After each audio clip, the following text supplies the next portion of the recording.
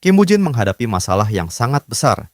Setiap kali ia tertidur, kesadarannya langsung terbangun di sebuah dunia mimpi buruk yang dipenuhi monster mengerikan.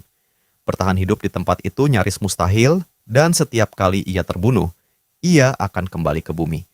Selama 12 tahun penuh, Kim Woo-jin terjebak dalam siklus yang melelahkan tersebut. Ia memang telah terbiasa dengan rasa sakit akibat kematian yang terus berulang, tetapi tidak pernah bisa terbiasa dengan kelelahan karena tidak pernah benar-benar mendapatkan tidur yang berkualitas selama 12 tahun berturut-turut. Kim Woo-jin berusaha mencari bantuan medis, tetapi tidak ada satupun dokter spesialis yang mampu menemukan penyebab kondisinya. Demi menghentikan kematian yang terus menantinya di dunia mimpi buruk itu, Kim Woo-jin memaksa dirinya mempelajari berbagai keterampilan, mulai dari penggunaan berbagai jenis senjata, seni bela diri, teknik bertahan hidup di alam liar, strategi militer, hingga segala disiplin ilmu lain yang dapat membantunya memperpanjang peluang hidup meski hanya sedikit.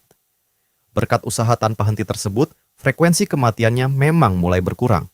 Namun, masalah utamanya tidak pernah terselesaikan.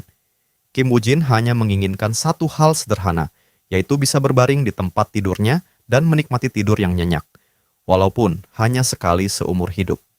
Suatu hari, tanpa peringatan, darah tiba-tiba mengalir deras dari hidung Kim Woo-jin. Sebelum sempat melakukan apapun, pandangannya menjadi kabur, tubuhnya kehilangan tenaga, lalu ia meninggal di tempat dengan genangan darah mengelilinginya. Ketika membuka mata kembali, Kim Woo-jin langsung merasakan sesuatu yang sudah lama tidak ia rasakan. Untuk pertama kalinya setelah bertahun-tahun, ia merasa benar-benar telah menikmati tidur malam yang sempurna. Namun, kebahagiaan itu segera sirna ketika ia melihat pemandangan di sekitarnya yang begitu familiar. Ia kembali berada di dunia mimpi buruk yang sama. Bedanya, kali ini tidak ada kesempatan kedua.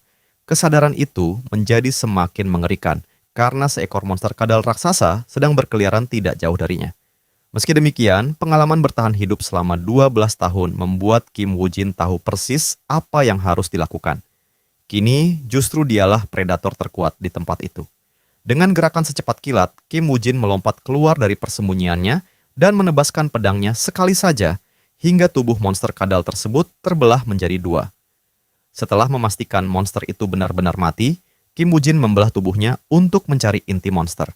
Meskipun bentuknya menjijikan, ia langsung menelannya tanpa ragu karena berkat kemampuan unik yang ia temukan selama bertahun-tahun. Setiap kali memakan inti monster, ia akan memperoleh sebagian kekuatan milik monster tersebut. Sesuai rencananya, langkah paling aman adalah menuju daerah yang lebih terang dan belum tersentuh oleh para monster.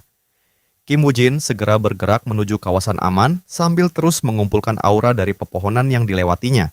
Satu malam berlalu, dan untuk pertama kalinya dalam hidupnya, ia dapat menikmati perubahan besar. Kini ia bisa tidur nyenyak kapanpun ia menginginkannya. Sudah 1 bulan berlalu sejak Kim Woo-jin berpindah secara permanen ke realitas yang jauh lebih keras ini. Masa penyesuaiannya berlangsung sangat singkat karena kemampuan bertahan hidupnya sudah berada pada tingkat yang sangat tinggi. Selama sebulan penuh, Kim Woo-jin terus berjalan menuju cahaya. Meskipun kini ia merasa jauh lebih bebas untuk bertarung, bukan berarti ia sengaja mencari monster setiap hari. Mempertaruhkan nyawa hanya demi kesenangan di dunia seperti ini adalah tindakan yang benar-benar gila. Namun, terkadang muncul dorongan kuat dalam dirinya untuk bertarung, dan anehnya dorongan itu selalu datang bersamaan dengan rasa lapar. Sarapan Kim Woo-jin hari itu adalah seekor kelelawar raksasa. Ia cukup melancarkan serangan mendadak untuk menjatuhkan monster malang tersebut. Seperti biasanya, Kim Woo-jin membedah bangkai monster itu dan mengambil inti monster yang berada di dalam tubuhnya.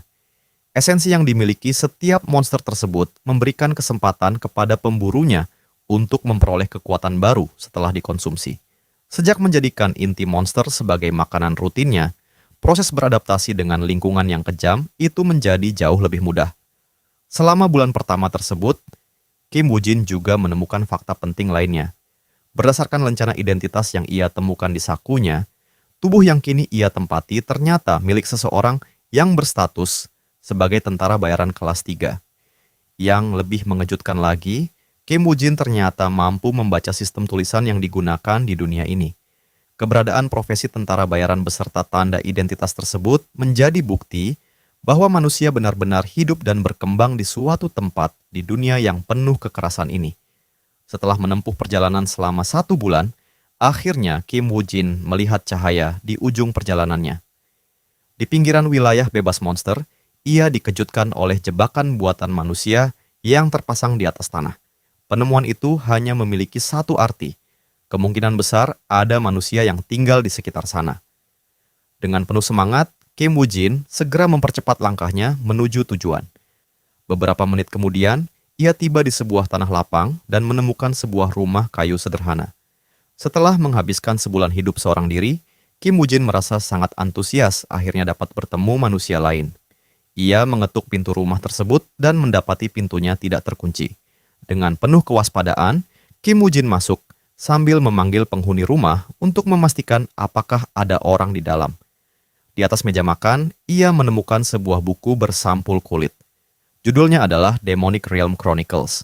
Saat membolak-balik isinya secara sekilas, Kim Woo Jin langsung terkejut karena buku tersebut ternyata berisi sejarah lengkap sekaligus pengetahuan praktis mengenai dunia tempat ia berada, layaknya sebuah ensiklopedia yang disusun dengan sangat rinci. Demi kelangsungan hidupnya, Kim Woo Jin sadar bahwa buku itu wajib ia pelajari. Ketika Kim Woo Jin sedang begitu tenggelam membaca isi buku tersebut, ia sama sekali tidak menyadari bahwa pemilik rumah telah kembali. Seorang pria tua berdiri di belakangnya sambil mengarahkan busur silang yang sudah siap ditembakkan tepat ke kepalanya. Hector memandang orang asing yang berdiri di ruang makannya dengan penuh kewaspadaan.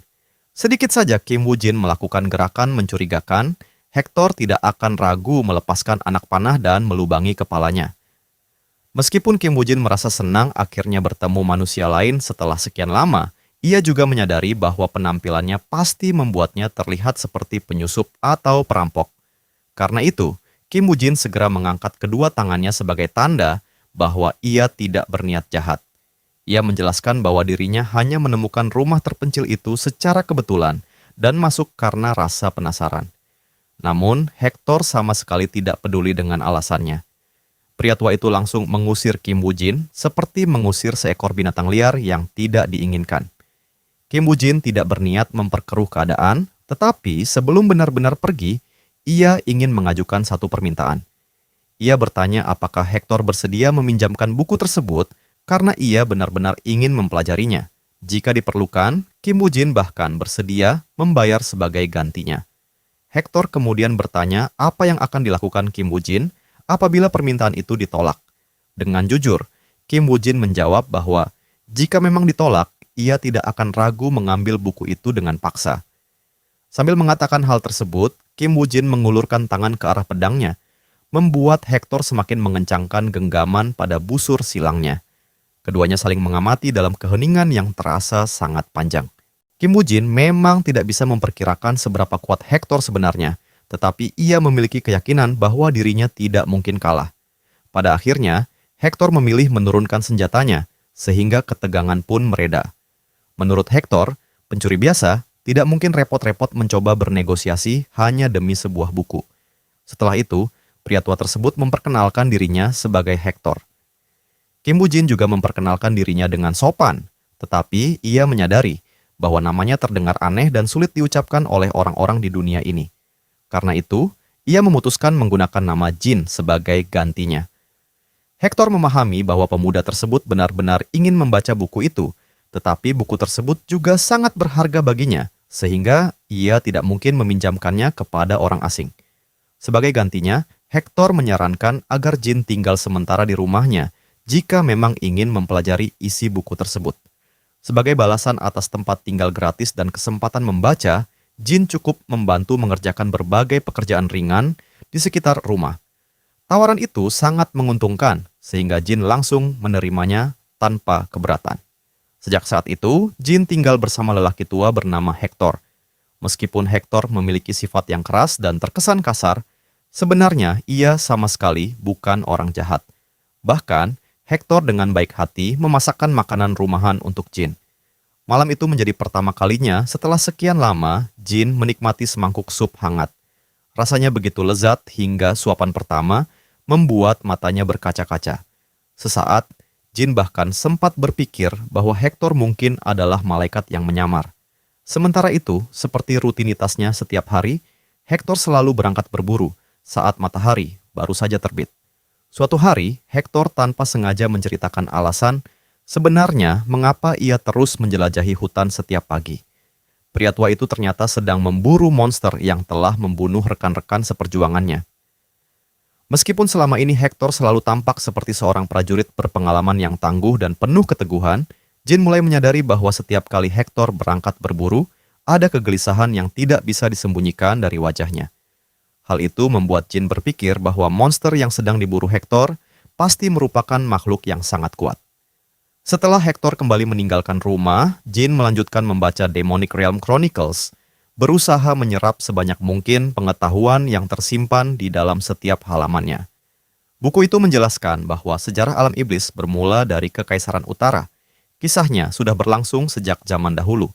Raja dari Utara dikuasai oleh keserakahan hingga memutuskan menyentuh gerbang dunia lain. Menurut legenda, di balik gerbang tersebut tersimpan kebenaran dari seluruh penciptaan, sekaligus kekuatan yang tidak terbatas. Pada hari sang kaisar yang tamak memaksa memasuki gerbang demi memperoleh kekuatan itu, bencana besar pun dimulai. Berbagai monster mengerikan keluar dari gerbang dunia lain tanpa henti. Dengan kekuatan dan jumlah mereka yang luar biasa, hanya diperlukan waktu 9 tahun untuk mengubah seluruh wilayah utara menjadi alam iblis. Demi menghentikan penyebaran kehancuran tersebut, umat manusia akhirnya menyatukan berbagai faksi yang sebelumnya tercerai-berai dan membentuk Order Alliance. Mereka kemudian membangun sebuah penghalang raksasa untuk mencegah alam iblis terus meluas. Setelah memahami bagian sejarah itu, Jin memutuskan cukup membaca latar belakang dunia untuk hari tersebut, karena masih banyak informasi penting lainnya yang harus dipelajari. Seperti yang sudah diduganya, buku itu dipenuhi pengetahuan praktis yang sangat berguna. Berdasarkan berbagai catatan di dalamnya, semakin dalam seseorang memasuki alam iblis, semakin kuat pula monster yang akan ditemui. Pengalaman Jin sendiri membuktikan kebenaran informasi tersebut karena selama ia berjalan menuju daerah yang lebih terang, monster-monster yang ditemuinya memang semakin lemah. Saat Jin masih mencerna berbagai informasi baru itu, Hector tiba-tiba berlari kembali menuju rumah dengan napas memburu. Di saat Jin sedang memikirkan seberapa dalam dirinya pernah menjelajah ke dalam alam iblis, Hector justru sedang berusaha menyelamatkan nyawanya. Tanpa disadari, kesempatan untuk mengetahui seberapa kuat Jin sebenarnya akhirnya muncul. Sekelompok werewolf telah membalik keadaan sehingga Hector yang tadinya pemburu kini berubah menjadi mangsa. Di garis terdepan berdiri seekor werewolf raksasa berbulu lebat yang berjalan dengan 2 kaki, tampak liar sekaligus buas. Di belakangnya mengikuti puluhan serigala lapar yang siap menerkam kapan saja. Beberapa meter dari pintu rumah, Hector berhenti dan berbalik untuk melepaskan beberapa anak panah dari busur silangnya. Namun, serangan itu sama sekali tidak mampu menghentikan kejaran mereka. Sang Alpha dengan mudah menghancurkan semua anak panah menggunakan cakarnya yang tajam. Ketika jarak mereka semakin dekat, Hector dapat merasakan kematian seolah datang semakin mendekat setiap detiknya. Untungnya, Jin mendengar keributan itu dan segera keluar dari rumah untuk melihat apa yang terjadi. Begitu melihat monster yang mengejar pria tua yang telah memberinya tempat tinggal dan makanan selama ini, Jin langsung menghunus pedangnya.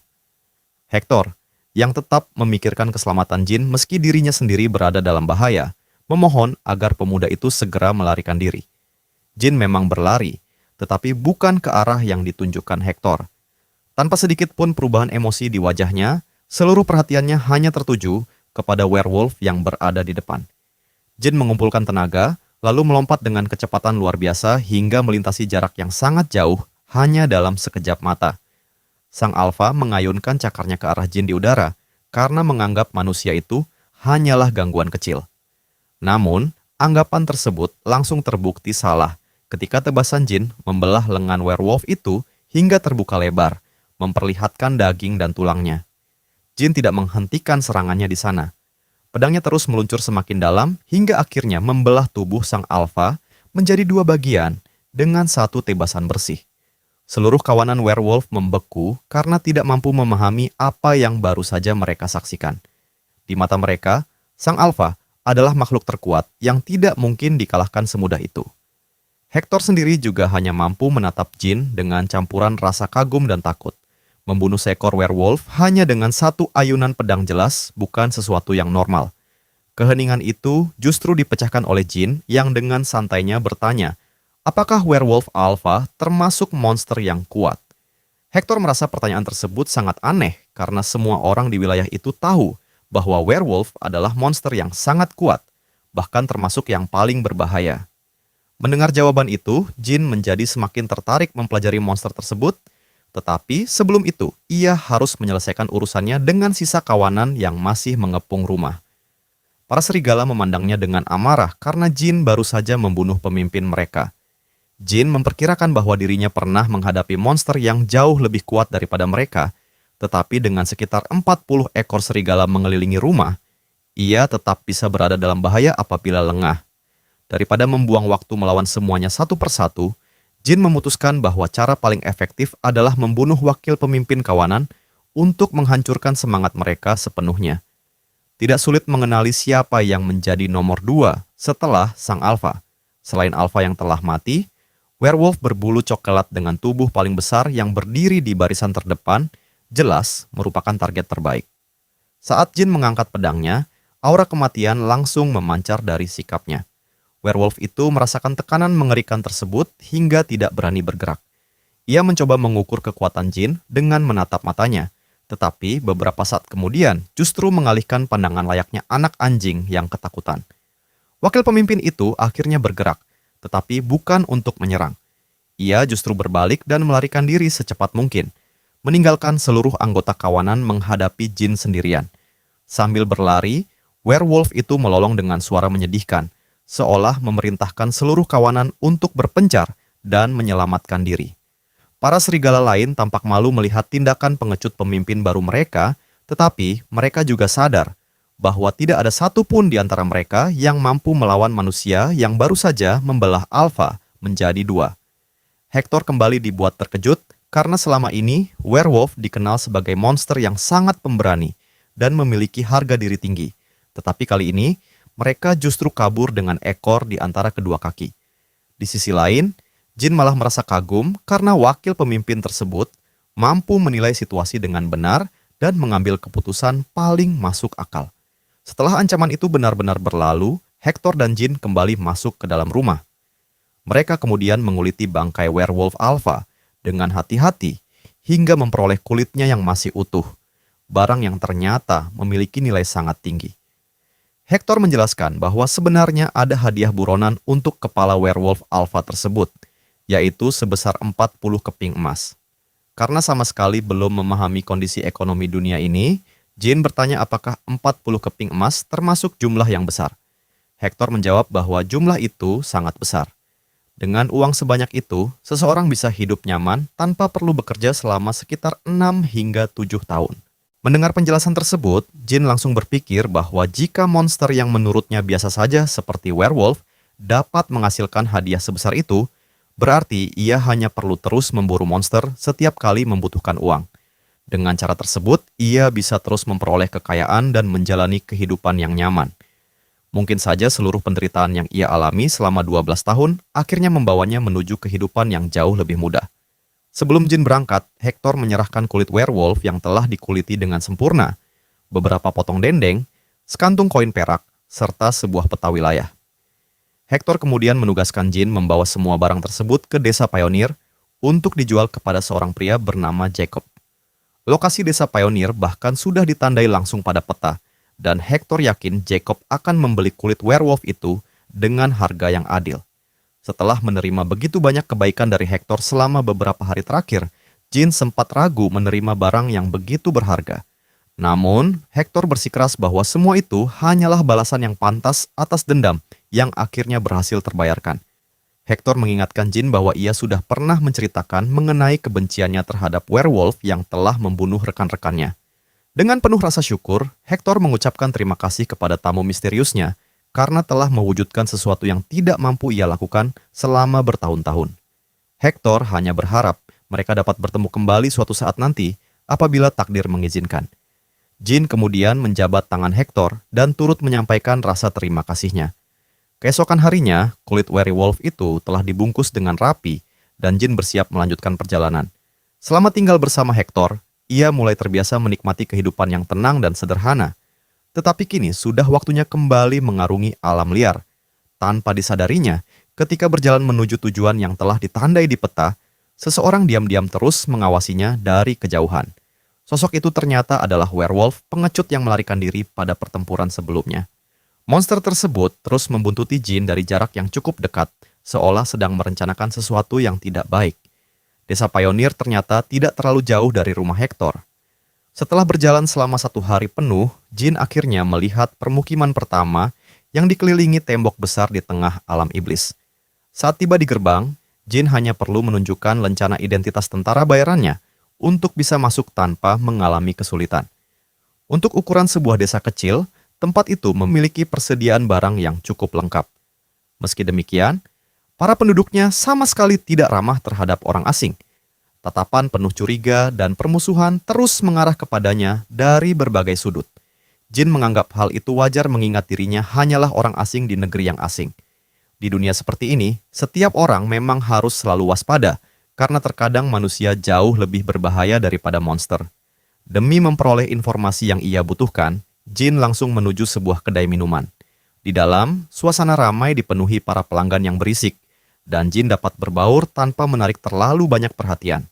Ia duduk di depan meja bar ketika sang pemilik kedai menawarkan segelas bir. Namun, Jin datang bukan untuk minum. Ia lebih tertarik mencari informasi mengenai seseorang bernama Jacob. Begitu nama itu disebutkan, seorang pria yang duduk tepat di sampingnya langsung menoleh dengan rasa penasaran. Sambil memotong dan memakan apel menggunakan pisau kecil, pria itu mengaku bahwa dialah Jacob. Kesan pertama Jin terhadap orang tersebut sangat buruk karena wajahnya benar-benar terlihat seperti seorang penipu. Meskipun merasa curiga, Jin tetap menjelaskan bahwa dirinya datang atas permintaan Hector untuk menjual kulit werewolf. Mendengar nama Hector dan barang yang dibawa Jin, Jacob langsung berdiri hingga apel dan pisaunya jatuh ke lantai. Jacob mengira Hector sendirilah yang berhasil membunuh werewolf tersebut, sedangkan Jin memilih tidak meluruskan kesalahpahaman itu. Setelah memeriksa barang tersebut dengan teliti, Jacob memastikan bahwa kulit werewolf itu memang asli. Pada saat yang sama, perhatian seluruh orang di dalam kedai langsung tertuju pada kulit berharga yang terbentang di atas meja bar. Raut keterkejutan di wajah Jacob perlahan berubah menjadi senyum licik yang dipenuhi niat jahat. Tanpa perlu mengucapkan perintah apapun, para pria yang memenuhi kedai segera mengepung Jin sambil menggenggam berbagai senjata. Saat itulah Jin menyadari bahwa Hector telah ditipu oleh Jacob selama ini. Jacob memainkan kulit werewolf itu di tangannya sambil menyuruh Jin pergi dan meninggalkan barang tersebut. Jin hanya menghela napas panjang. Seharusnya ia mempercayai firasatnya sejak awal. Wajah seseorang memang seringkali tidak pernah berbohong. Meski begitu, Jin masih mencoba menyelesaikan urusan itu secara baik-baik. Jacob justru kesal karena menurutnya Jin terlalu bodoh untuk memahami situasi. Jacob kemudian mengungkapkan bahwa selama ini Hector hanyalah sebuah investasi. Menjaga lelaki tua itu tetap hidup di tengah hutan dan terus mengirimkan berbagai persediaan hanya membuatnya mengalami kerugian. Kebetulan, kulit werewolf itu dianggap cukup berharga untuk menutupi seluruh kerugian yang telah terkumpul selama bertahun-tahun. Mendengar penjelasan tersebut, Jin sempat mempertimbangkan untuk langsung membunuh Jacob saat itu juga. Namun, ia berhasil menahan diri. Jin tidak ingin membunuh sesama manusia hanya karena persoalan 1 lembar kulit monster. Ia benar-benar berniat meninggalkan tempat itu dan melupakan semuanya begitu saja. Sayangnya, Jacob justru melewati batas. Dengan sengaja, pria itu menumpahkan bir ke seluruh tubuh Jin. Saat itulah kesabaran Jin benar-benar habis. Jin berdiri perlahan hingga bangku yang didudukinya terjatuh ke lantai. Ia berjalan melewati para preman yang terus mengancamnya dengan tatapan tajam, lalu menuju pintu keluar. Jacob tersenyum puas karena mengira dirinya telah berhasil menakut-nakuti bocah itu hingga menyerahkan kulit werewolf secara cuma-cuma. Dugaan itu ternyata sepenuhnya salah. Jin menuju pintu bukan untuk melarikan diri, melainkan mencari sesuatu yang cukup berat untuk mengganjal pintu agar tidak seorang pun bisa kabur. Setelah itu, Jin menoleh ke arah Jacob dan memberikan pelajaran singkat. Menurut Jin, jika sejak awal Jacob memang berniat menipu seseorang, seharusnya ia langsung mengincar leher lawannya, bukan menusuk dari belakang. Jacob hanya mencibir, sama sekali tidak menyadari apa yang akan terjadi berikutnya. Menganggap Jin sudah bosan hidup, Jacob segera memerintahkan seluruh anak buahnya untuk menyerang.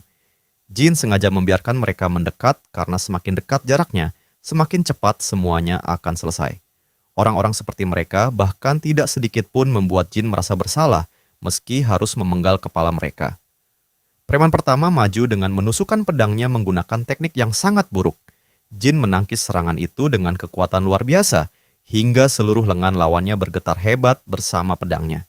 Saat lawan masih kehilangan keseimbangan, Jin langsung membelah perut preman itu. Beberapa preman berikutnya yang mencoba menyerang mengalami nasib serupa dan tumbang satu demi satu seperti lalat. Seorang pria bertubuh besar yang membawa kapak mengayunkan senjatanya dengan tenaga mengesankan, tetapi waktu serangannya sangat buruk dan tekniknya sama sekali tidak rapi. Sebagai balasan, Jin membalik meja kayu besar di dekatnya hingga pria itu tertimpa meja beserta mangkuk-mangkuk sup yang berada di atasnya. Ketika pria tersebut masih berusaha mendorong meja berat itu, Jin langsung menebas kepalanya hingga terpisah dari tubuh. Dengan wajah tanpa emosi sedikit pun, Jin terus menambah jumlah korbannya seolah-olah ia hanya sedang berjalan santai di taman. Sementara itu, Jacob yang sejak awal berniat merampok sekaligus membunuh Jin akhirnya menyadari bahwa pemuda tersebut sama sekali bukan lawan yang bisa dihadapinya. Petarung sekuat itu tidak mungkin hidup di daerah kecil seperti ini tanpa pernah ia dengar namanya. Jika keadaan terus berlanjut, seluruh anak buahnya akan mati sia-sia dan dirinya pun akan menyusul. Salah satu preman tercepat di kedai mencoba melancarkan serangan mendadak dari samping menggunakan 2 bilah pedang. Tetapi sebelum kedua senjatanya sempat menyentuh sasaran, kedua lengannya telah lebih dulu terpotong. Berikutnya giliran seorang pria botak bertubuh kekar yang maju menyerang. Jin menghantam tubuhnya menggunakan bahu hingga pria itu kehilangan keseimbangan, lalu menusukkan jari-jarinya langsung menembus dada lawannya.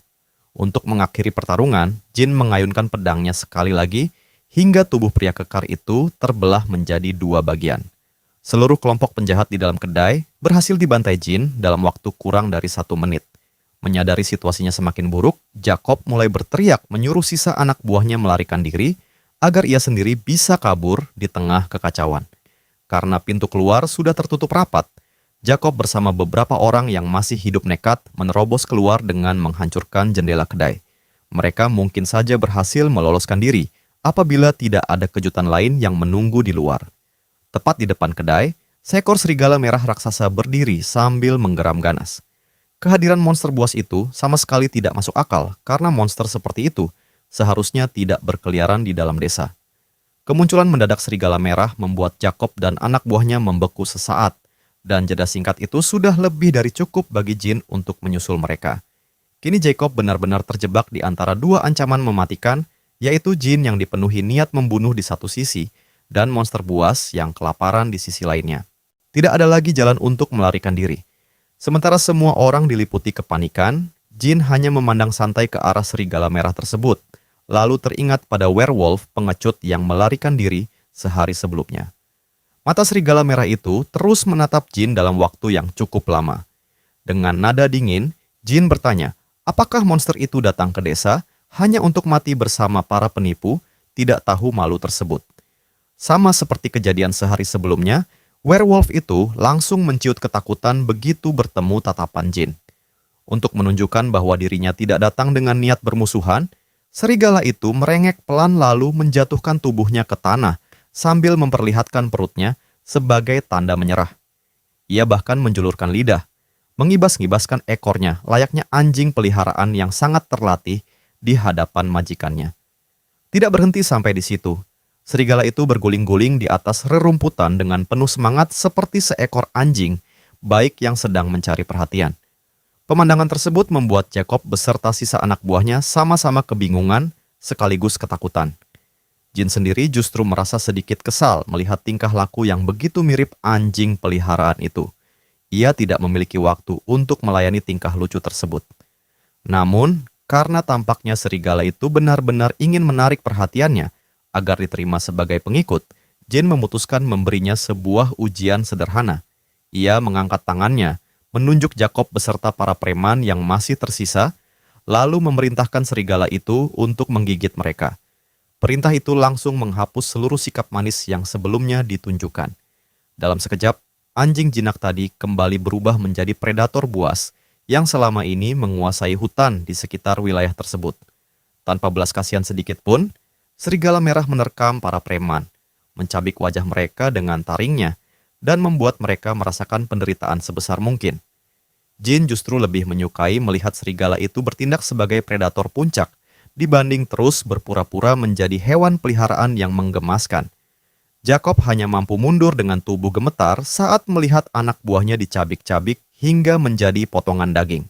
Serigala merah menggigit tubuh mereka tanpa henti, membuat darah berceceran memenuhi tanah di sekitar kedai.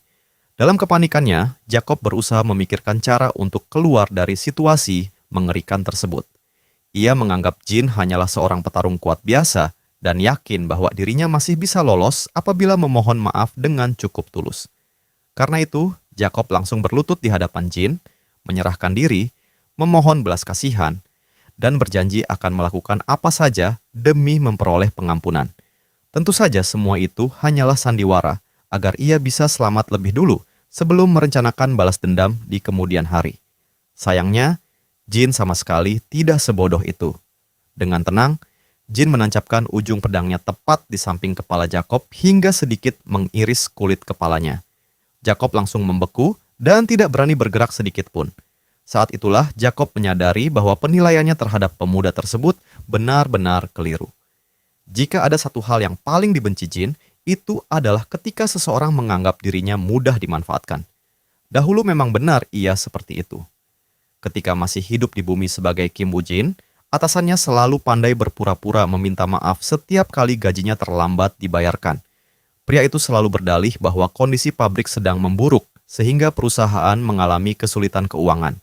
Sebagai orang yang berhati lembut dan tidak suka membuat masalah, Kim Woo Jin selalu menerima alasan tersebut. Namun, kelembutan itu justru menjadi kesalahan terbesar dalam hidupnya. Begitu sang atasan menyadari bahwa Kim Woo Jin tidak memiliki keberanian untuk melawan, keterlambatan gajinya yang awalnya hanya 1 minggu berubah menjadi 1 bulan, lalu beberapa bulan, hingga akhirnya ia dipaksa bekerja tanpa menerima bayaran sama sekali. Kondisinya begitu menyedihkan sampai-sampai sang manajer tidak lagi repot berpura-pura. Setiap kali Kim Woo Jin menanyakan gajinya, ia justru dimarahi. Atasannya selalu berkata bahwa mereka harus saling mendukung ketika perusahaan sedang mengalami kesulitan keuangan. Padahal, pada saat yang sama, ia baru saja membeli 1 set tongkat golf baru yang sangat mahal. Pada akhirnya, Kim Woo Jin justru dicap sebagai orang egois dan diperlakukan semakin buruk. Sejak saat itu, ia bersumpah tidak akan pernah lagi menjalani hidup seperti itu. Sambil mengenang pelajaran berharga tersebut, Jin sengaja membalikkan badannya dari Jacob. Seperti yang sudah diperkirakan, Jacob langsung memanfaatkan kesempatan itu. Ia mengeluarkan belati pendek yang selama ini disembunyikan di pinggangnya, lalu berusaha menusuk Jin dari belakang.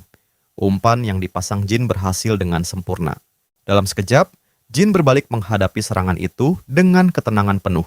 Ia menangkap pergelangan tangan Jacob sebelum belati tersebut sempat mengenainya, lalu menahan tubuh pria itu tetap berdiri dalam jarak yang pas untuk diserang. Menurut Jin, orang seperti Jacob sama sekali tidak mengenal arti penyesalan. Dunia ini akan menjadi tempat yang jauh lebih baik jika manusia seperti itu berkurang 1 orang. Tanpa ragu sedikit pun, Jin mengayunkan pedangnya dan memenggal kepala Jacob dalam 1 tebasan bersih.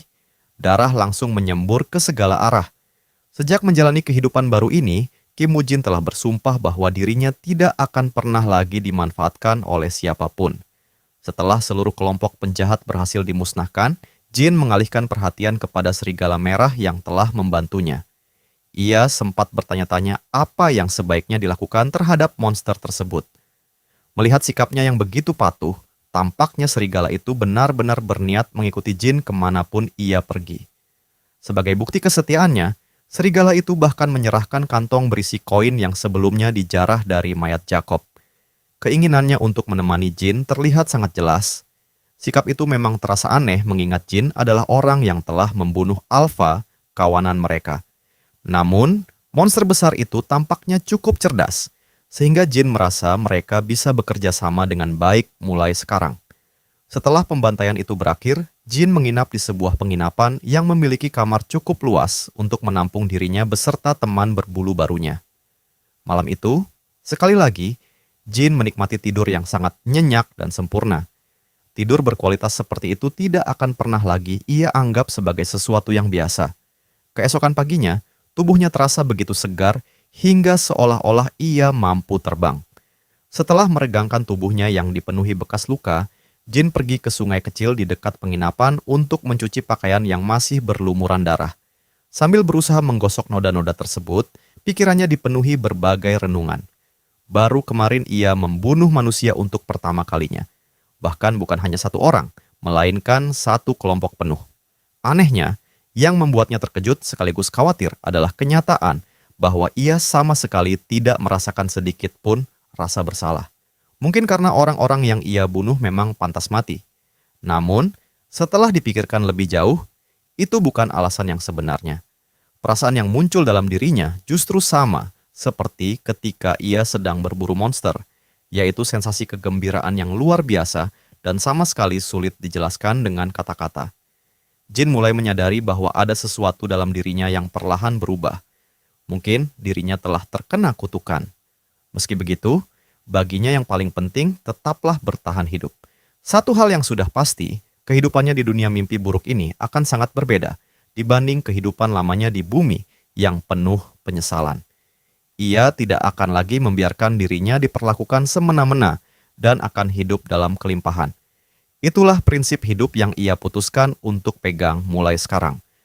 Bersama serigala merah yang kini menjadi rekannya, Jin melanjutkan perjalanan menuju permukiman manusia berikutnya, yaitu kota pionir kelima.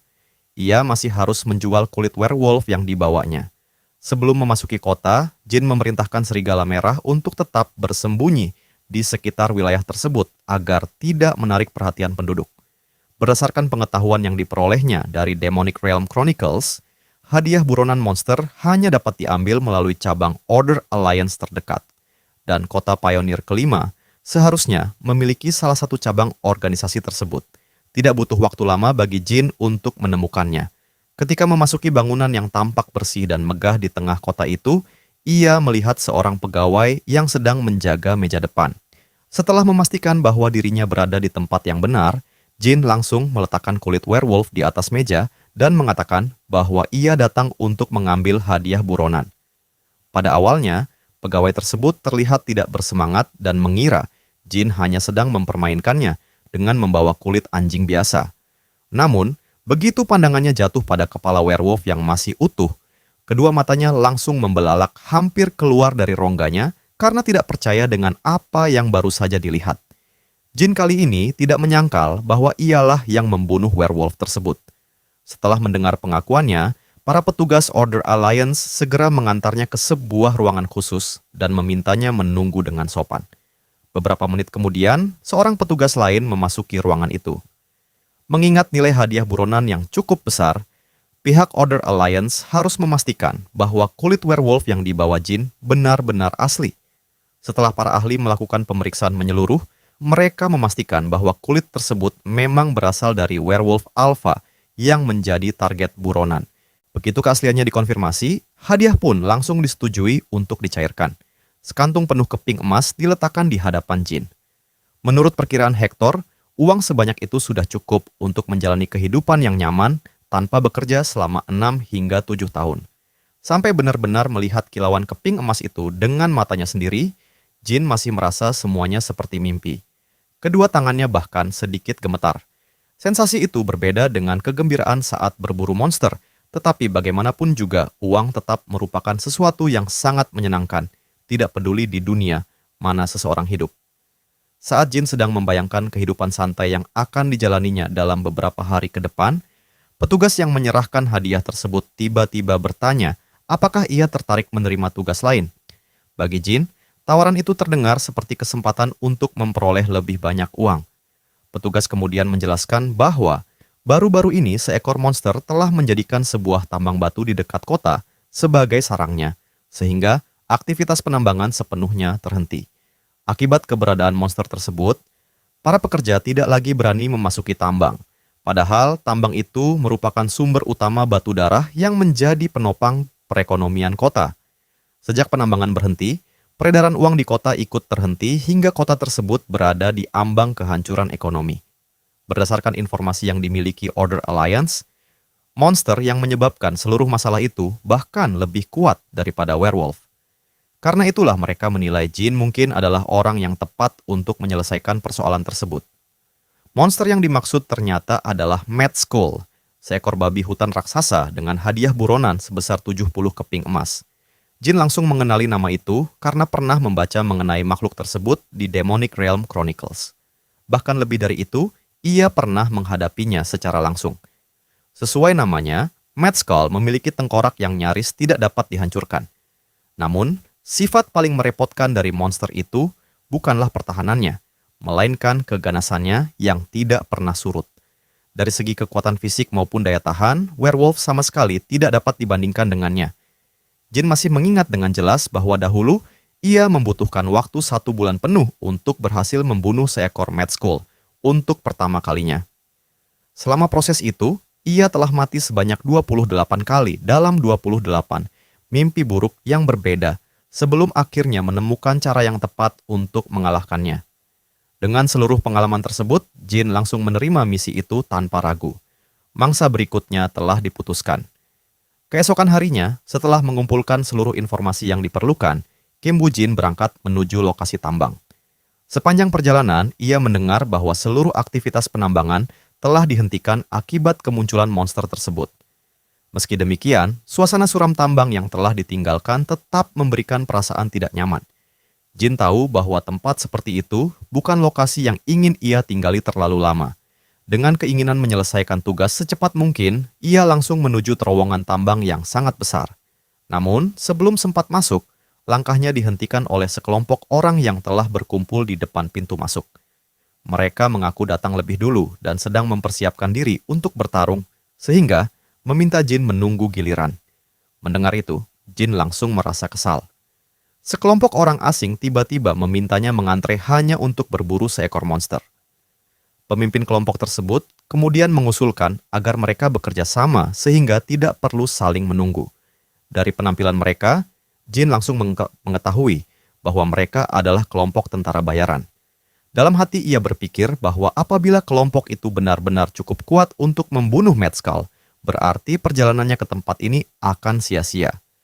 Di sisi lain, Jin juga tidak ingin berkonflik dengan orang-orang yang hanya mencari nafkah. Walaupun nantinya hadiah harus dibagi, bekerja sama mungkin menjadi pilihan yang lebih baik demi menghindari pertumpahan darah yang tidak perlu. Namun, Jin tetap memahami bahwa ia tidak boleh terlalu mudah mempercayai orang asing. Dengan nada yang masih mengandung kewaspadaan, ia bertanya mengapa mereka ingin merekrut seseorang yang sama sekali belum mereka kenal. Pemimpin berambut merah itu hanya tertawa kecil, lalu mengakui dengan jujur bahwa dirinya lebih mengutamakan keselamatan daripada gengsi. Begitu melihat seorang pemburu yang datang sendirian ke tempat seberbahaya ini, ia langsung yakin bahwa Jin pasti bukan orang biasa dan akan menjadi tambahan kekuatan yang sangat berharga bagi tim mereka. Masih dengan nada sedikit dingin, Jin bertanya bagaimana pria berambut merah itu bisa menilai kekuatannya hanya dari penampilan. Pemimpin tersebut hanya menunjuk ke samping sambil menjelaskan bahwa seekor serigala liar yang begitu angkuh tidak mungkin mau mengikuti majikan yang lemah. Mendengar itu, Jin langsung menoleh dan melihat serigala merah peliharaannya sedang menjilati wajah seorang wanita cantik berambut pirang yang berada di antara para tentara bayaran. Wanita itu kemudian menjelaskan bahwa bahkan Order Alliance pun belum pernah berhasil menjinakkan serigala liar yang memiliki harga diri setinggi itu. Padahal, sebelumnya Jin sudah memerintahkan serigala merah tersebut agar tetap bersembunyi. Kenyataannya, monster itu justru sibuk mencari perhatian seorang wanita cantik. Tidak butuh waktu lama bagi Jin untuk mengetahui alasan mengapa serigala itu membangkang. Penyebabnya ternyata sangat sederhana, yaitu sepotong daging. Monster tidak tahu malu itu dengan santainya melahap daging pemberian wanita tersebut. Sementara Jin sendiri bahkan belum pernah mencicipi hidangan daging asli sejak tiba di dunia ini. Seolah memahami isi hati tuannya, setelah menggigit daging itu sekali, serigala merah justru melemparkan sisa potongan yang sudah penuh air liur ke arah Jin. Semua orang hanya bisa terdiam menyaksikan pemandangan yang begitu aneh. Jin benar-benar kesal karena peliharaan barunya mengira ia bersedia memakan daging yang sudah dipenuhi air liur serigala. Meskipun begitu, potongan daging yang sudah kotor itu tergeletak rapi di tanah, seolah benar-benar menunggu untuk dimakan. Yang lebih memalukan lagi, tubuh jin bergerak sendiri tanpa mengikuti kehendaknya. Sudah terlalu lama ia tidak menikmati makanan berdaging yang layak. Meskipun pikirannya terus menolak, tubuhnya bergerak secara naluriah akibat rasa lapar yang telah lama dipendam. Tepat sebelum harga dirinya benar-benar hancur di depan banyak orang, sebuah tangan lembut menghentikan gerakannya. Wanita yang tadi memberikan daging kepada serigala itu tersenyum ramah sambil menyerahkan sepotong daging baru yang masih terbungkus kain bersih. Pada saat itulah Kim Woo-jin yang kelaparan mulai percaya bahwa dewa benar-benar ada.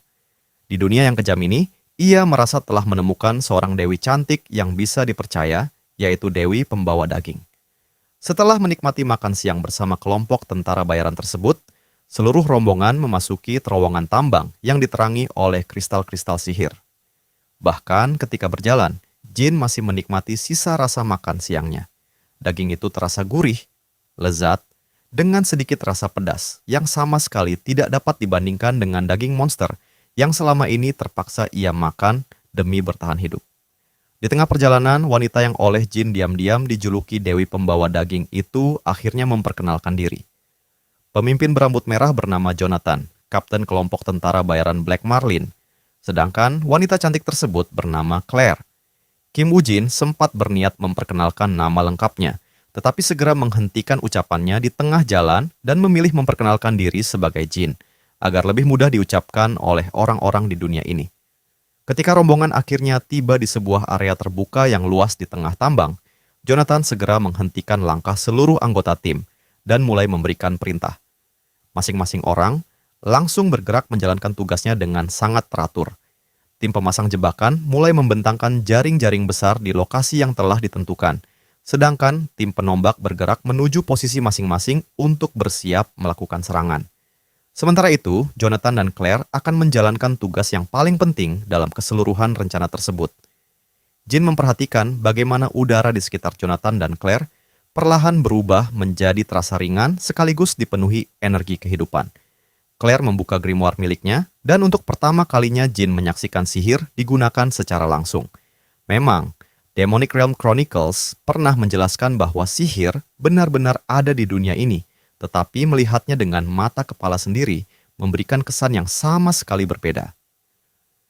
Dengan mempertaruhkan nama dan kemampuannya sebagai seorang penyihir, Claire memanjatkan doa untuk menarik kekuatan misterius yang tidak dikenal Jin. Diiringi lantunan mantra dan munculnya lingkaran sihir yang berputar di udara, Claire berhasil mengaktifkan sihir Feather Step kepada Jonathan. Sang kapten langsung tersenyum puas saat merasakan efek penguatan tersebut karena Claire memang selalu memberikan dukungan sihir yang sempurna. Claire kemudian mengingatkan Jonathan bahwa sihir itu hanya akan bertahan sekitar 3 menit dalam kondisi terbaik, atau 5 menit jika keberuntungan berpihak kepada mereka. Mengingat Jonathan akan menjalankan tugas yang paling berbahaya, Claire meminta seluruh anggota kelompok tetap bersiap menghadapi segala kemungkinan.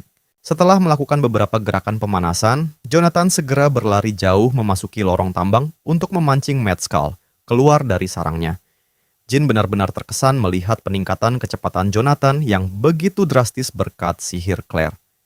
Dalam hati, ia mulai tertarik mempelajari sihir seperti yang digunakan wanita tersebut, karena kemampuan itu terlihat sangat luar biasa.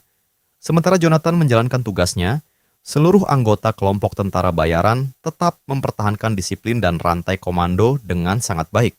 Jin diam-diam mengakui bahwa operasi mereka benar-benar tersusun rapi. Semua orang memahami bahwa satu kesalahan kecil saja dapat membuat seluruh tim kehilangan nyawa dalam sekejap. Rencana mereka cukup sederhana, yaitu memancing Mad Skull masuk ke dalam jebakan, kemudian menghujaninya dengan seluruh serangan yang mereka miliki. Menurut Jin, strategi tersebut bukanlah rencana yang buruk. Namun, ia tetap meragukan efektivitasnya apabila diterapkan terhadap monster seperti Mad Skull. Tidak lama kemudian, suara langkah kaki Jonathan mulai terdengar semakin mendekat dari dalam lorong. Begitu Jonathan memberi isyarat, tim pemasang jebakan segera menarik seluruh jaring dengan kekuatan penuh. Rencana itu berhasil menghentikan laju serudukan Mad Skull yang sangat ganas. Setiap tali jaring ditarik oleh beberapa orang, sekaligus agar jebakan tetap kokoh menahan kekuatan monster tersebut. Setelah memastikan babi hutan raksasa itu benar-benar terperangkap, para tentara bayaran segera melemparkan tombak mereka, seperti harpun yang menghujam tubuh Mad Skull. Meskipun kulit monster itu sangat tebal, beberapa tombak tetap berhasil menembusnya. Rasa sakit akibat tusukan bertubi-tubi membuat Mad Skull mengeluarkan raungan mengerikan yang menggema di seluruh tambang. Suara itu sempat mengguncang konsentrasi tim pemasang jebakan, tetapi mereka masih mampu bertahan. Sayangnya, rasa sakit justru memicu sifat alami Mad Skull yang semakin buas. Dengan ledakan tenaga yang jauh melampaui perkiraan siapapun, monster itu mengamuk hingga mengangkat seluruh anggota tim jebakan dari tanah. Jin mengawasi situasi tersebut dengan penuh kewaspadaan. Dari segi kekuatan murni, Mad Skull benar-benar jauh melampaui gabungan seluruh anggota kelompok Black Marlin. Setelah kembali menginjak tanah, tim jebakan berusaha mati-matian mendapatkan pijakan yang stabil, tetapi kelemahan kecil pada beberapa titik sudah cukup membuat Mad Skull berhasil melepaskan diri. Begitu bebas, monster itu langsung menyeruduk ke arah orang-orang yang berani mengekangnya. Claire menjadi orang yang berada tepat di jalur serangan Mad Skull. Dengan wajah cemas, ia segera menyiapkan mantra sihir untuk menghalau monster tersebut. Namun, Jin sama sekali tidak berniat membiarkan wanita yang telah memberinya makanan paling lezat sejak datang ke dunia ini terluka oleh seekor babi hutan. Tanpa sedikit pun rasa takut, Jin melangkah maju sendirian menghadapi Mad Skull. Kekuatan serudukan monster itu begitu dahsyat hingga hampir melemparkan tubuhnya. Tetapi Jin mempertaruhkan aura yang dimilikinya untuk menghentikan serangan tersebut hanya dengan kedua tangan kosong. Melihat tindakan nekat itu, Claire langsung memperingatkan Jin agar tidak melakukan sesuatu yang begitu bodoh. Akan tetapi, Jin tidak menghiraukan peringatan tersebut karena memang tidak perlu melakukannya. Mungkin hanya sedikit orang di dunia ini yang benar-benar mengetahui cara paling efektif memburu Mad Skull, dan Jin adalah salah satunya. Ia mendorong kedua taring raksasa monster itu ke samping sehingga tercipta sedikit celah. Memanfaatkan kesempatan tersebut, Jin segera mencabut pedangnya dan mengayunkannya ke atas, mengincar dagu Mad Skull dengan harapan dapat memberikan luka besar. Sayangnya, meskipun dirinya sudah jauh lebih kuat dibanding sebelumnya, tenaga Jin masih belum cukup untuk menghabisi monster itu dalam satu serangan. Secara alami, Mad Skull memang memiliki kekuatan fisik yang lebih besar daripada dirinya. Lebih buruk lagi, monster itu pulih jauh lebih cepat daripada yang diperkirakan. Kedua taring mematikan kembali mengarah tepat ke tubuh Jin, sementara ia sempat kehilangan fokus. Tepat ketika serangan itu hampir menembus tubuhnya, bantuan datang pada saat yang sangat tepat. Claire kembali menggunakan Feather Step kepada Jin, sehingga tubuhnya menjadi jauh lebih ringan, dan ia dapat melompat keluar dari jalur serudukan Mad Skull tepat pada waktunya. Untuk pertama kalinya merasakan sendiri efek sihir Feather Step, Jin benar-benar dibuat kagum. Tubuhnya terasa sangat ringan, seolah beban seberat 30 kg yang selama ini menempel di pundaknya tiba-tiba menghilang begitu saja. Dengan peningkatan kelincahan seperti itu, Jin yakin dirinya kini dapat memburu Mad Skull menggunakan cara yang paling efisien. Seluruh anggota kelompok Black Marlin segera mendekat untuk membantunya, tetapi Jin dengan hati-hati meminta mereka mundur. Menurutnya, menghadapi babi hutan itu justru akan lebih mudah jika dilakukan sendirian, tanpa ada orang lain yang menghalangi gerakannya.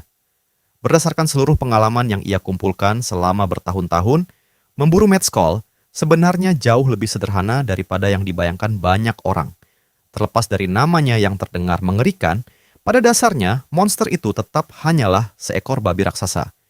Memang, kecepatannya saat berlari lurus sangat luar biasa, tetapi kemampuan bergerak ke sampingnya sangat buruk. Ketika terus dipancing keluar dari lorong tambang, Mad Skull berkali-kali menabrak dinding di sisi kanan maupun kiri karena gagal mengikuti pergerakan Jin. Cara paling mudah menghentikan serudukan yang tampak mustahil dihentikan itu adalah dengan terus memancing agresinya sambil bergerak ke samping. Setelah berkali-kali membuat monster tersebut mempermalukan dirinya sendiri, Jin terus memanfaatkan peningkatan kelincahan dari Feather Step. Dalam keadaan putus asa, Mad Skull bahkan mencoba menggigitnya, tetapi gerakannya terlalu lambat. Tahap berikutnya dalam perburuan adalah memahami bahwa kedua taring panjang yang menyerupai pedang itu sebenarnya merupakan senjata utama monster tersebut. Sayangnya, taring itu hampir mustahil dipotong menggunakan pedang biasa. Sasaran sebenarnya justru berada tepat di antara kedua taring itu, yaitu hidung Mad Skull yang merupakan titik lemahnya. Dengan serangan balasan yang diperhitungkan secara sempurna, Jin menebas hidung besar monster tersebut hingga terbelah dua. Sejak awal, ia memang sudah memperkirakan bahwa Mad Skull akan mengamuk hebat setelah menerima luka sebesar itu. Namun, rasa sakit dari luka di hidung akan semakin bertambah setiap kali monster itu bergerak, hingga akhirnya ia tidak lagi mampu menyerang. Setelah tenaga Mad Skull habis akibat kehilangan banyak darah, tibalah saatnya mengakhiri perburuan. Jin memulai penyembelihan dengan menebas kedua kaki belakang monster tersebut agar seluruh kemampuan bergeraknya hilang. Begitu keempat kakinya tidak lagi dapat digunakan, Mad Skull bahkan tidak mampu berdiri, apalagi menyerang. Setelah benar-benar melumpuhkan dan menguliti mangsanya, senyum tipis yang terasa cukup mengganggu perlahan muncul di wajah Jin. Selama pertarungan berlangsung, seluruh anggota kelompok Black Marlin terus mengikuti pergerakan Jin dengan penuh kecemasan. Ketika mereka melihat kondisi Mad Skull setelah upaya terakhirnya untuk bertahan hidup, tubuh mereka tanpa sadar bergidik ngeri. Claire bahkan hampir berlari menghampiri Jin untuk memastikan keadaannya, tetapi serigala merah peliharaan Jin segera menghalangi langkahnya. Monster itu seolah memberitahu bahwa tidak ada alasan untuk khawatir ataupun ikut campur. Beberapa saat kemudian, Jin keluar dari dalam area pertarungan tanpa ada lagi Mad Skull yang terlihat. Namun, ada satu hal yang langsung tuh menarik perhatian semua orang. Mulut Jin dipenuhi noda darah yang masih segar. Tidak sulit menebak apa yang baru saja dilakukannya. Jin rupanya tidak mampu menahan godaan untuk kembali memakan inti monster sebagai camilan. Dengan demikian, masalah Mad Skull akhirnya benar-benar terselesaikan. Yang tersisa sekarang hanyalah daging babi hasil buruannya. Kapten Jonathan sudah bekerja sebagai tentara bayaran selama bertahun-tahun. Tetapi sepanjang karirnya, ia belum pernah mendengar ada seseorang yang mampu membunuh seekor Mad Skull sendirian. Ketika seluruh anggota kelompok sedang bersorak merayakan kemenangan mereka, serigala merah peliharaan Jin tiba-tiba menggeram dan menarik perhatian semua orang, seolah mencium sesuatu yang mencurigakan. Tidak lama kemudian, seekor Mad Skull lain keluar dari lorong tambang, disusul beberapa sosok lain di belakangnya. Semua orang langsung menegang. Menghadapi seekor Mad Skull saja sudah sangat sulit, apalagi jika harus melawan beberapa ekor sekaligus. Sebagai tentara bayaran berpengalaman, Jonathan segera menenangkan diri, mengangkat senjatanya, lalu memerintahkan seluruh anggota Black Marlin bersiap menghadapi pertempuran berikutnya. Namun, sebelum bentrokan kembali terjadi, Claire buru-buru menghentikan rekan-rekannya yang sudah siap menyerang. Ternyata Mad Skull yang baru muncul bukanlah monster yang hendak membalas dendam, melainkan seekor induk yang datang bersama dua anaknya. Kedua anak babi hutan kecil itu tampak menggemaskan saat mengeluarkan suara rengakan pelan. Sang induk memang terlihat gelisah, tetapi sama sekali tidak menunjukkan niat menyerang. Sebaliknya, ia justru memilih mundur perlahan sambil membawa kedua anaknya menjauh dari tempat itu. Kemungkinan besar keluarga Mad Skull tersebut telah menyaksikan bagaimana Jin membantai salah satu dari jenis mereka, sehingga mereka memutuskan untuk menghindari pertarungan demi tetap hidup. Rupanya keluarga itu menggunakan tambang tersebut sebagai tempat membesarkan anak-anak mereka. Jonathan pun merasa sedikit bersalah karena tanpa sadar telah memisahkan satu keluarga, tetapi di sisi lain ia juga bersyukur karena semuanya dapat berakhir tanpa pertumpahan darah tambahan. Menjelang malam, misi tersebut resmi dinyatakan selesai dan rombongan Black Marlin kembali ke kota pionir kelima sebagai pemenang. Untuk merayakan keberhasilan memburu Mad Skull tanpa mengalami korban jiwa maupun luka serius, seluruh anggota kelompok berkumpul di kedai minuman setempat. Saat yang paling ditunggu dari seluruh perburuan akhirnya tiba, yaitu menikmati hasil jerih payah mereka dan membagikan hadiah buronan. Semua orang mengangkat gelas masing-masing sementara Claire mulai menghitung kantong-kantong uang yang dibawa pulang. Hadiah resmi seharusnya hanya berjumlah 70 keping emas, tetapi jumlah uang yang berada di atas meja ternyata jauh lebih banyak. Dengan wajah penuh kebanggaan, Jonathan mengungkapkan bahwa ia berhasil memeras Order Alliance untuk mendapatkan bayaran tambahan. Menurutnya, pihak Order Alliance telah memberikan informasi yang tidak akurat. Mereka mengirim Black Marlin untuk menghadapi satu ekor Mad Skull. Padahal di lokasi terdapat 2 Mad Skull dewasa beserta beberapa anaknya. Dengan memanfaatkan fakta tersebut, Jonathan memprotes keras hingga akhirnya berhasil menaikkan hadiah dari 70 keping emas menjadi 110 keping emas. Jin lalu bertanya bagaimana Jonathan bisa memperoleh tambahan hadiah sebesar itu padahal mereka sebenarnya hanya membunuh seekor Mad Skull. Jonathan dengan bangga menjelaskan bahwa ia hanya menyampaikan sedikit kebohongan kepada Order Alliance. Seluruh anggota Black Marlin bahkan mendukung caranya. Menurut mereka, selama kebohongan itu tidak pernah terbongkar, maka kebohongan tersebut pada akhirnya akan dianggap sebagai kebenaran. Mendengar cara berpikir mereka, Jin mulai merasa bahwa dirinya memang bergabung dengan sekelompok orang yang cukup unik. Jonathan kemudian mengumumkan bahwa setengah dari seluruh hadiah akan diberikan kepada Jin. Mendengar keputusan itu, Jin sempat merasa pembagian tersebut terlalu berlebihan. Ia memang melakukan sebagian besar pekerjaan, tetapi memperoleh setengah dari seluruh hadiah tetap terasa luar biasa. Jonathan sendiri mengakui dengan terus terang bahwa apabila Jin tidak hadir, seluruh anggota Black Marlin kemungkinan besar sudah mati mengenaskan di tambang tersebut. Lagi pula, karena hadiah berhasil dinaikkan menjadi 110 keping emas, semua orang tetap memperoleh bagian yang cukup besar. Walaupun jebakan mereka tidak berjalan sesuai rencana, Jonathan mengakui bahwa sihir penguatan milik Claire telah menjadi faktor penting yang memungkinkan mereka menghadapi monster secepat dan sekuat Mad Skull. Jin pun tidak mempermasalahkan pembagian hadiah itu karena menurutnya bantuan sihir Claire memang sangat berjasa. Dalam suasana penuh kegembiraan, Jin bahkan menawarkan diri untuk mentraktir minuman seluruh anggota Black Marlin sepanjang malam. Menyebut mereka sebagai peminum berat saja rasanya masih kurang. Jonathan sendiri mampu menghabiskan minuman keras dalam jumlah yang luar biasa banyak. Ketika para pria mulai semakin ribut menikmati pesta, Claire diam-diam membereskan barang-barangnya, lalu berjalan keluar dari kedai. Melihat itu, Jin segera bertanya kemana ia hendak pergi. Claire menjelaskan bahwa dirinya akan berlatih sihir. Rasa penasaran Jin terhadap dunia sihir membuatnya langsung memutuskan ikut menemani wanita tersebut. Sesampainya di sebuah tempat yang tenang di luar kota, Claire melepas sepatunya, lalu duduk bermeditasi. Perlahan-lahan mana alami yang memenuhi dunia mulai berkumpul di sekitar tubuh Claire, memulihkan energi sihir yang telah habis ia gunakan selama perburuan Mad Skull. Meskipun tubuhnya masih kelelahan setelah pertempuran hari itu, Claire tetap meluangkan waktu untuk terus berlatih. Melihat kesungguhan tersebut, Jin benar-benar terkesan. Ia mulai berpikir bahwa mungkin saja dirinya juga memiliki kesempatan mempelajari sihir apabila dibimbing oleh Claire. Keesokan harinya, Jin akhirnya mengutarakan keinginannya untuk belajar sihir. Di luar dugaan, Claire langsung menerima permintaan itu dengan senang hati. Bahkan menurut Claire, ia memang sejak awal ingin memberikan sesuatu kepada Jin sebagai bentuk rasa terima kasih. Ketika Mad Skull menyerangnya kemarin, Jin tanpa ragu maju melindunginya. Tidak seperti seseorang yang menurut Claire sama sekali tidak berguna pada saat itu. Sambil melirik Jonathan, Claire sengaja mengeluhkan bahwa sang kapten gagal menjalankan salah satu prinsip paling mendasar dalam pertempuran, yaitu melindungi penyihir. Jonathan segera menyela pembicaraan mereka. Ia mengingatkan bahwa mempelajari sihir bukanlah sesuatu yang bisa dikuasai hanya dalam semalam. Selain itu, Black Marlin juga akan meninggalkan kota pionir kelima dalam waktu 2 hari.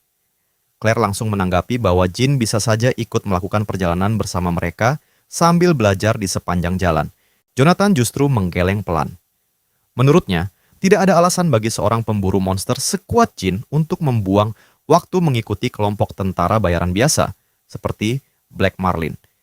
Dalam pandangan Jonathan, seekor serigala pemberani biasanya lebih nyaman berjalan sendirian, sehingga mengganggu perjalanan Jin justru terasa tidak sopan. Namun, Jonathan dan Claire salah memahami keadaan. Sebenarnya Jin sama sekali belum memiliki tujuan hidup ataupun rencana perjalanan berikutnya. Hanya saja, ucapan Jonathan membuatnya merasa seolah-olah harus menjaga harga dirinya. Akhirnya, demi mempertahankan citra sebagai sosok penyendiri, Jin pura-pura bertanya kemana tujuan Black Marlin selanjutnya. Jonathan menjelaskan bahwa mereka telah menerima pekerjaan besar di kota pionir keempat, sehingga seluruh rombongan akan menuju ke sana. Dengan wajah sedikit canggung sambil mengalihkan pandangan, Jin kemudian mengaku bahwa sebenarnya ia juga memang berencana pergi ke kota pionir keempat. Padahal alasan sebenarnya sangat sederhana. Ia hanya ingin terus belajar sihir dari Claire. Kebohongan Jin begitu buruk hingga Jonathan dan Claire langsung menyadarinya.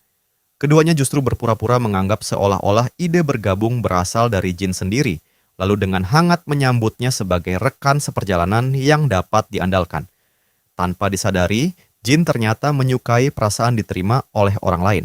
Akhirnya, tujuan perjalanan berikutnya pun telah ditentukan. Perjalanan menuju kota pionir keempat berlangsung cukup monoton.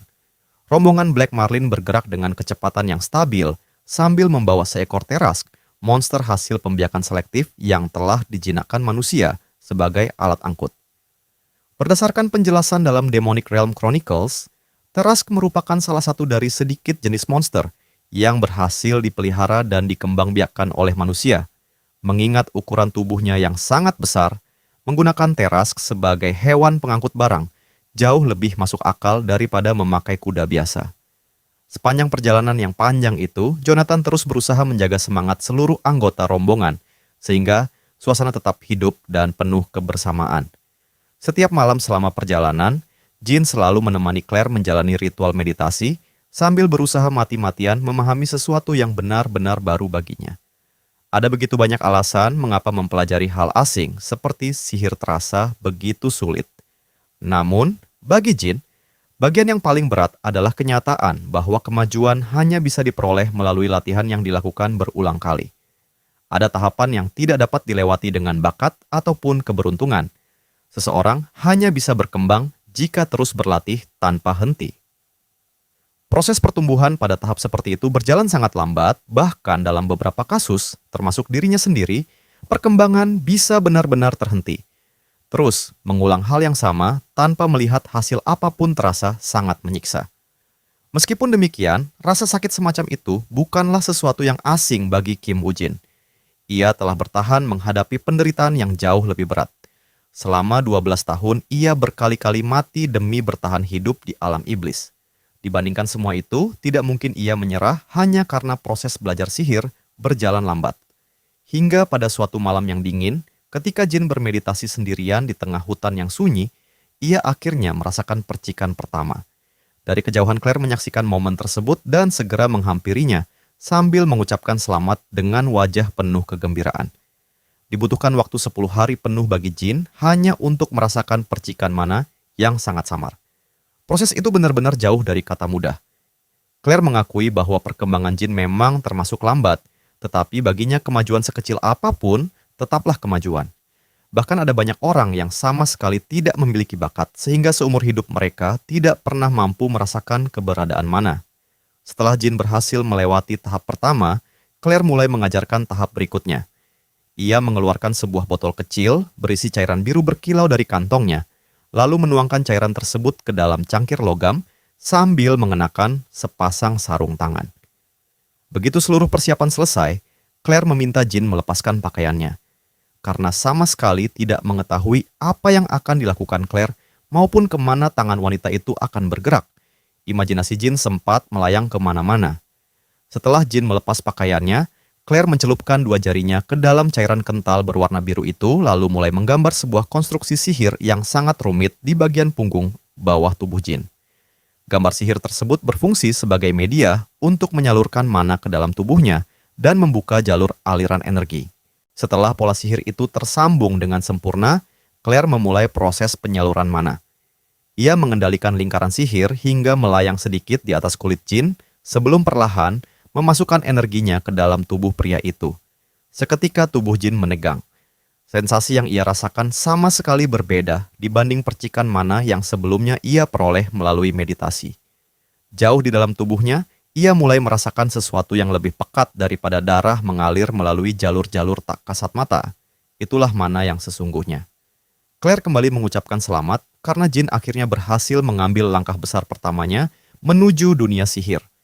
Claire kemudian menjelaskan bahwa terdapat 3 tahapan dasar dalam penggunaan sihir. Tahap pertama adalah mampu merasakan keberadaan mana. Tahap kedua adalah menyimpan mana tersebut di dalam tubuh.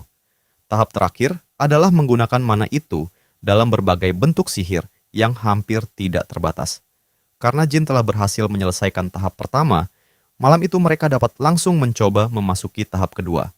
Claire akan mengendalikan mana miliknya dan mengarahkannya menuju jantung Jin agar terbentuk wadah penyimpanan mana di dalam tubuhnya. Claire meminta Jin menahan napas sambil berkonsentrasi pada sensasi aliran mana tersebut. Setelah semua persiapan selesai, Claire mendorong sejumlah besar mana ke dalam jalur energi Jin hingga berkumpul di sekitar jantungnya. Namun, tepat pada saat itu sesuatu yang mengerikan terjadi. Tiba-tiba, Claire merasa dirinya berubah menjadi seekor serangga yang sedang diburu oleh makhluk buas yang sangat berbahaya. Di hadapannya muncul seekor belalang sembah raksasa yang memancarkan niat membunuh luar biasa.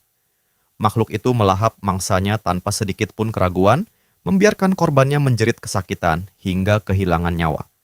Setelah selesai memangsa, belalang sembah tersebut perlahan menoleh dan menatap lurus ke dalam jiwa Claire dengan ratusan matanya.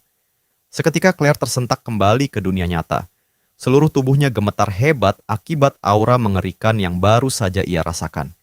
Ia buru-buru mencoba menghentikan penyaluran mana, tetapi semuanya sudah terlambat. Mana miliknya justru tersedot keluar dengan kecepatan yang sangat mengerikan.